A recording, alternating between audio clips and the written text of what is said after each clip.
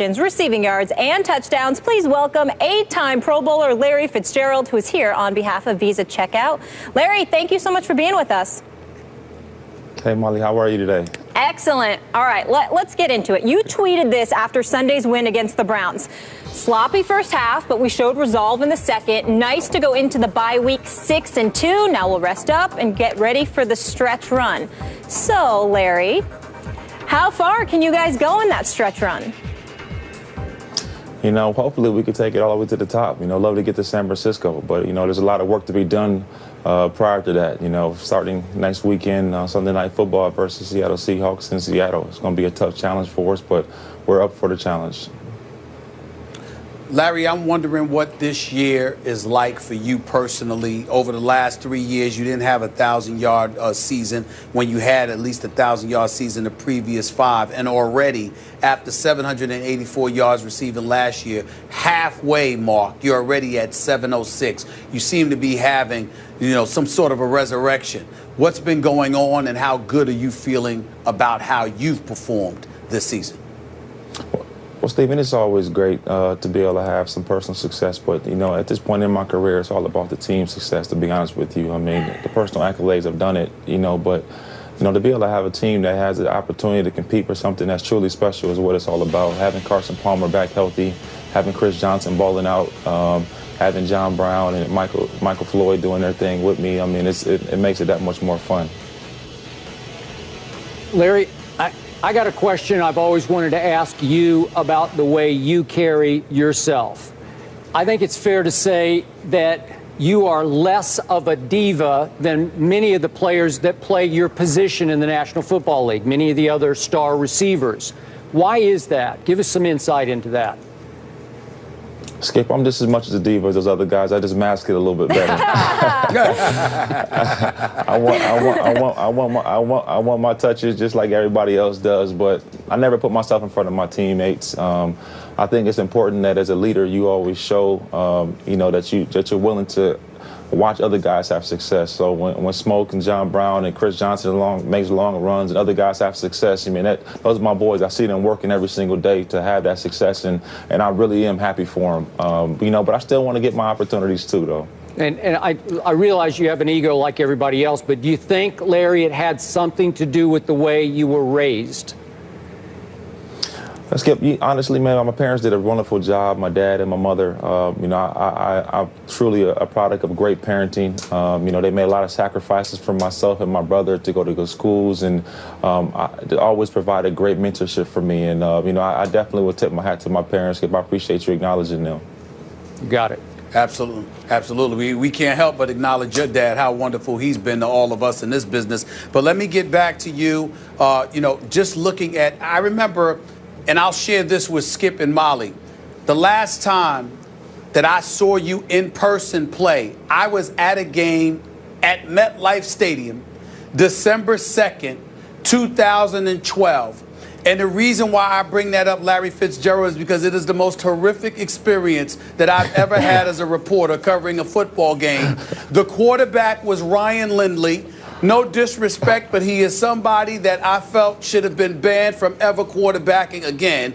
He went like 10 for 31 for like 72 yards.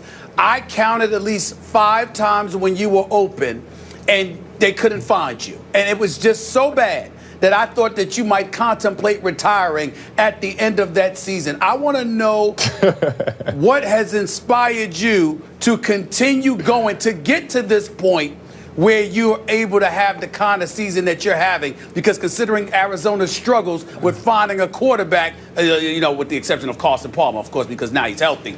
I'm wondering, what did it take for you to get to this point where you stuck around this long? Because, damn it, I wanted to quit for you after that experience. Hey, Stevie, you said I wanted to retire after the season. I wanted to retire after that game. No, honestly, you know, when you have a quarterback that is as talented as Carson, you know, he means as much to us as Tom Brady means to the New England Patriots, as much as Cam Newton means to the Carolina Panthers, as much as Aaron Rodgers means to the Green Bay Packers. That's what Carson Palmer means to us. And as far as Carson takes us, as far as we're going to go, we understand that. We know that we have to keep him healthy and protect him and make our plays for him. And he's gonna makes everybody successful because he's just that talented. And we understand that.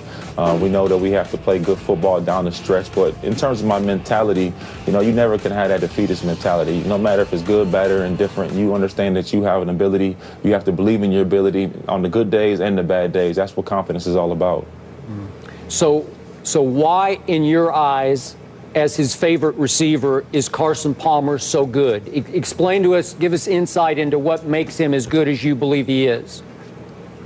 Well, Skip, most guys, when they get injured after the season, they go on IR. You don't really see them too much. They go rehab in San Diego or Dallas or Miami or whatever they go rehab. Carson Palmer rehabbed in Arizona at our facility every single day. So when we were going through our game plan, Carson was there. When we were watching tape, Carson was there. He was involved in every single day-to-day operation. Only thing he did not do was go out into the practice field. But from a mental standpoint, he was with us. And I think that really helped, him in terms of really understanding what Coach Arians was expecting of him. And it really just made everybody just love him that much more because he didn't have to be there. He didn't have to be watching tape and doing the things he was doing, but he was dedicated to us and wanted the best for us, even though he couldn't be on the field with us. So when we got back together in the offseason, everybody was on the same page. Larry, I want to transition real quick to a defense that's ranked 5th against the pass. It's a top 10 defense. We've heard the names, Calais Campbell, Patrick Peterson and the crew, Powers and others. But I got to give some love to Tyrann Mathieu, the Honey Badger, because I got to tell you, he's second on the team in tackles. We all know about his checkered pass at LSU. There seems to have been I don't know what to call it, but boy, does this kid deserve a lot of credit. He's always around the football. We knew that coming out of LSU. He can really play the game, but it seems to me like he's really grown up, to piggyback off of Skip, on the field as well as off the field. I want you to talk about him for a quick second and talk about the impact yourself, Bruce Arians, the whole Cardinals organization has had, because I think this kid is really special and we need to take a moment to give him some love.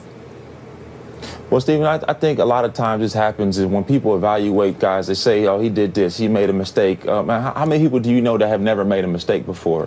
There's nobody out there. Tyrann's one of the most special individuals you'll ever be around. His dedication and attitude is infectious among our locker room. He's a young guy, but he is definitely one of our true leaders in our team. We love his passion. We love his energy. We love his charisma, everything he brings to this ball club. He leaves it out on the field every single day. And, having him be a part of our team only makes us that more special because he's so dynamic. He can play corner, he can play nickel, he can play safety. He's one of our best blitzers, one of our best open field tacklers. He's so talented and what he can do for our ball club, and everybody recognizes that in his ability, and we're going to go far because of his ability.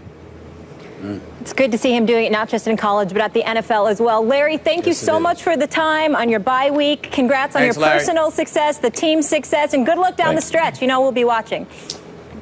Thank you very much. You guys have a great day.